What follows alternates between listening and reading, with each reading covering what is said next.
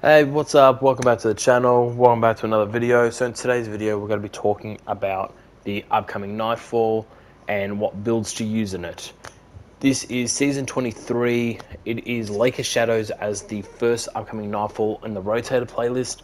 So just a bit of reference, I do this across all three characters in one video, which is this one, obviously. So I don't have to put out three videos. But in general, what I recommend for Hunter for this week is primarily these three builds. If you're not using these, you can use what you want. You can say in the video if you guys use something different and it worked for you and your team. But for an average player or players who struggle as a top 200 GM Sherpa and GM clearer, I am going to help many people clear this as much as I can this week on my Twitch channel. Otherwise, pretty much these are the builds. I hope you guys enjoy. First we'll do Hunter, we'll go Warlock, and then Titan last. For Hunter, the three builds I recommend, first of all, is going to be a Malfeasance Lucky Pants build. If you're using Lucky Pants, I highly recommend using Malfeasance with this. Probably the best weapon out of all weapons you can use with a Lucky Pants build. This is designed to pretty much get your dodge back and your strength back within the mod system. What we're using is Kinetic and Harmonic Siphon. We're using Harmonic Siphon because we're using a Void Power weapon. Primarily, whatever you are using in subclass, you should try to match your heavy weapon to that, or your secondary, which would be your element like a GL, shotgun, whatever you're using. Kinetic Siphon, because we're using Malfeasance, Heavy Ammo Finder. We're pairing this with Momentum Transfer, Melee Kickstart, and Fastball. So the whole design of this is these are to create as many orbs as possible within killing, as well as getting a faster charge up on our melee, varying on how many orbs we create and we use. Preferably speaking, I would recommend going into a high mobility, resilience, and strength build for this. I went into discipline because that's just how I kind of rock. A lot of my builds are not, to say the least, up to what people want to call standards, because I like a different style of play. Harmonic resistance, solar resistance, and arc resistance. Here's the main call for a lot of resistance mods. Two of the primary element that you're going to get hit by most commonly throughout the GM. So I'd recommend double void and arc because that is going to be the primary factor, but you do get affected by all three, so having all three is an added bonus. Kinetic surge, harmonic siphon, and recuperation.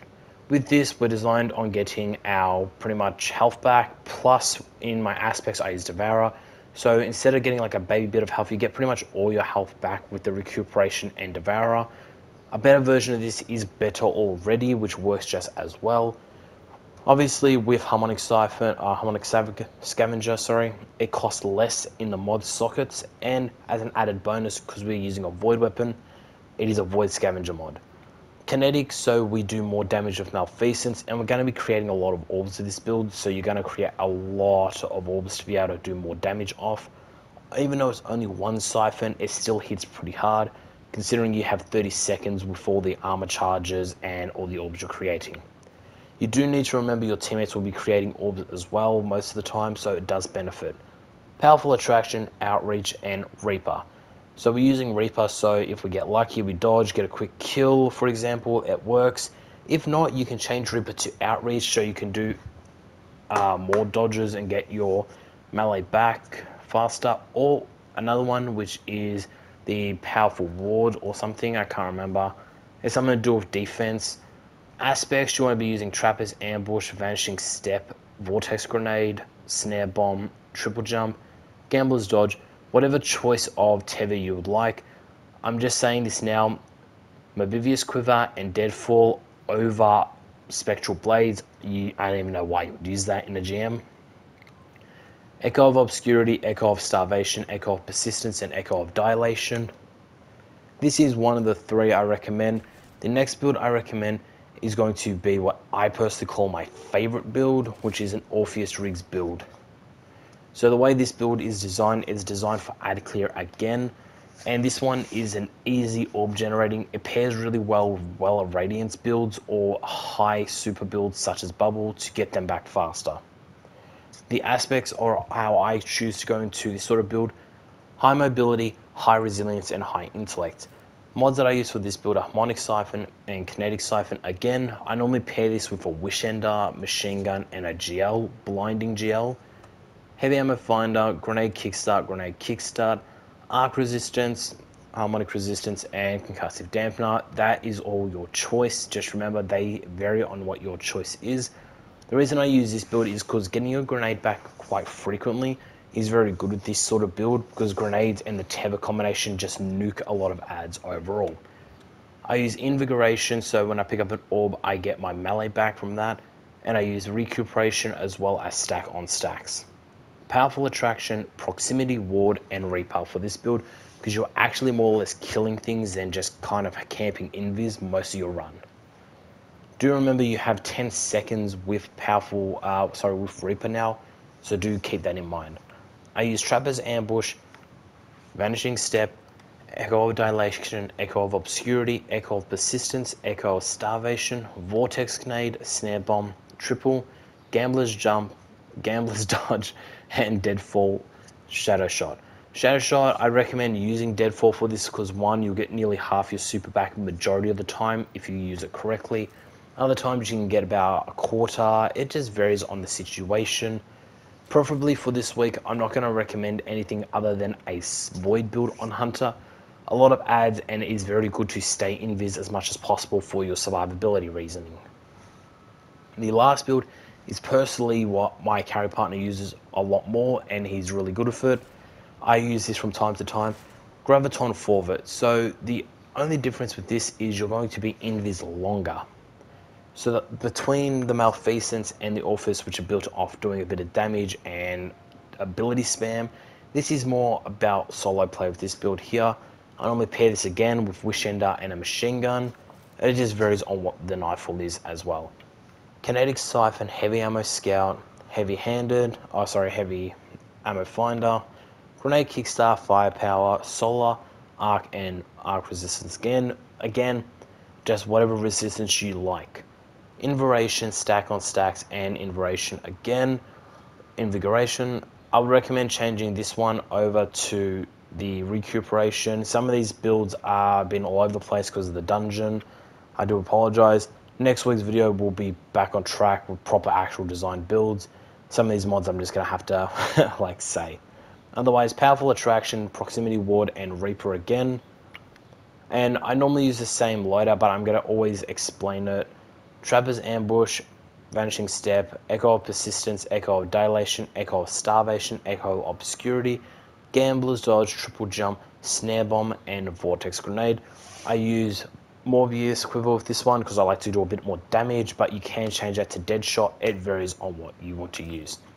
These are the 3 builds that I recommend for hunters, and I'm telling you this now, this is the sort of build that your top 200 or top clearers in the world kind of use.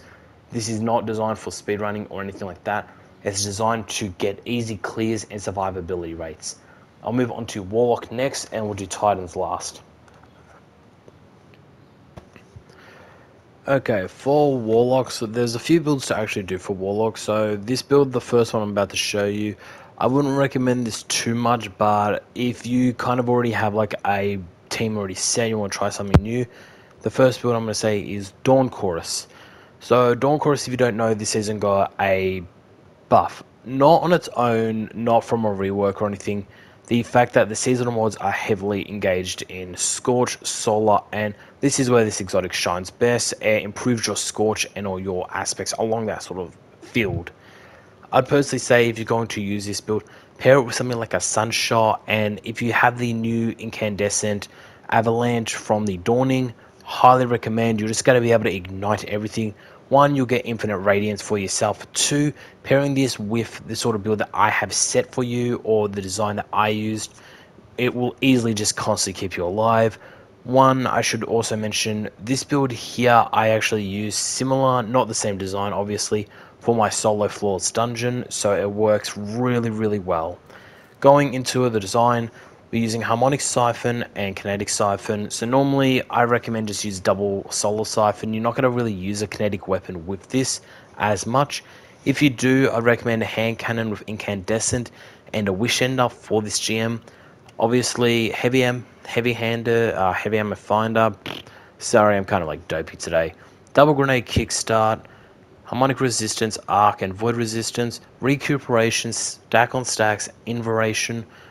Pairing that with double bomber and powerful attraction.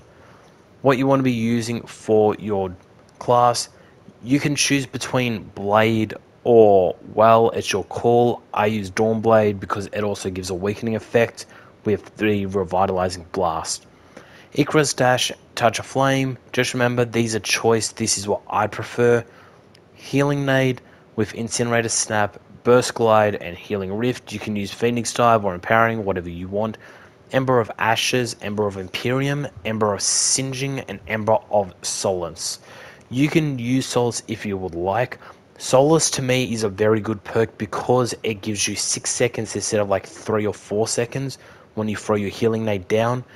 And also times your restoration, lasting longer, and every time you get a kill, Singeing and Imperium just combined, Incandescent Scorching gets your glass ability, and Imperium gets your restoration keeps going, or your Radiant buff, which is an added bonus this season.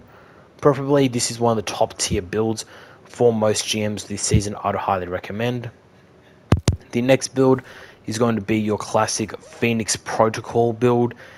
Nobody would use this. I know most people will kind of force you into a corner in using this, and this, like in general, I'm going to be using this myself. The way I have my Phoenix builds are set to now is pretty much 200, like 100s, which is resilience and recovery, then going into discipline and trying to have about 40 to 60 intellect. Getting into the design, we're using heavy ammo, finder, ashes to assets and kinetic siphon, grenade kickstart and firepower, arc, void and solar resist, recuperation, stack on stacks and inversion, so we get our grenade back, double bomber and powerful attraction. You want to be pairing this with obviously Touch of Flame.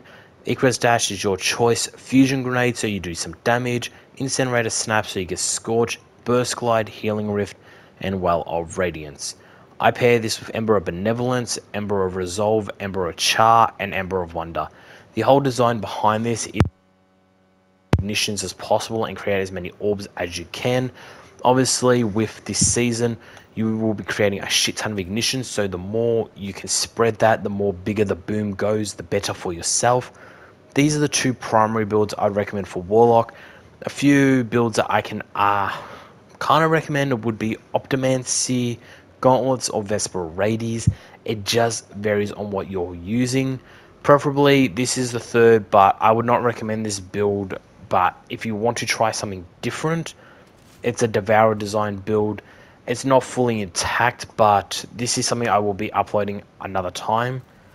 The base of this one is just double harmonic siphon, heavy ammo finder, double firepower, solar, void and arc resist, harmonic scavenger, inversion and stack on stacks, bomber, reaper and powerful attraction. And we pair this with feed the void and chaos accelerant, vortex grenade, pocket singularity, burst glide, healing rift, cataclysm, nova bomb, echo of undermining, echo of remnants, echo of instability, and echo of expulsion. This build here is if you want to make a Devourer design build or a add clear build with infinite Devourer plus volatility. Pair this with a void machine gun and pair this with some other stuff and you'll be able to just nuke everything. As I said, I would recommend using solar for this GM, so use those solar builds. I'm going on Titan next. Titan's actually probably the easiest class to utilize because you only need 2 builds for that. Okay, so for Titans, because Titan, with the current changes and everything to the game, and with the new season, I'd highly recommend just these 2 builds. Primarily, these 2 builds. Sorry about that. I'm tired. But the reality is, with these 2 builds, you should easily be able to nuke most GMs, and preferably, this is what I'd highly recommend. So with this, we're going to be using for the first one, just Laurelies. The design of the build is going with harmonic siphon, hands-on, and heavy ammo finder. Free-handed, grenade kickstart, you'll see why in a moment, void, arc, and solar resist, harmonic scavenger, inversion, and stack on stacks. Inspiration you don't need, you can change that to recuperation. I'd highly recommend recuperation, but it just varies on what you want. I'm using this in a healing build. Outreach, utility kickstart, and Reaper. So the way I utilize my mods, I go with Soul Invictus and Roaring Flame, Healing Nade, Throwing Hammer, Catapult, Lift, choice of your lift, Rally Barricade because it cools down faster. You can use Towering, but with Laurely I'd recommend Rally because of the fast cooldown. Hammer of Soul, you don't want Burning Maul, you want Hammer of Soul for this one. Ember of Searing, Ember of Imperium, Ember of Solence, and Ember of Char. You can change Ember of Searing over to something like Ember of Benevolence if you choose, because the build will still be giving a lot of healing off. And this will also give you more healing over a frequent time period. Preferably, this is one of my more favorable builds for this season. The only recommend for this week would be the Abhorrent Leap Strand build. After, what you want to be using for this is Kinetic Siphon, 2 of them, Heavy Ammo Finder, Double Kickstart, Fastball, Triple Resist, Arc Solar Void, Recuperation, Powerful Attraction, Empowered Finish, Proximity Ward, and then we'll be going with Banner of War, Danger's Lash, Thread of Transmutation, Thread of Mind, Thread of Continuity, and Thread of Generation.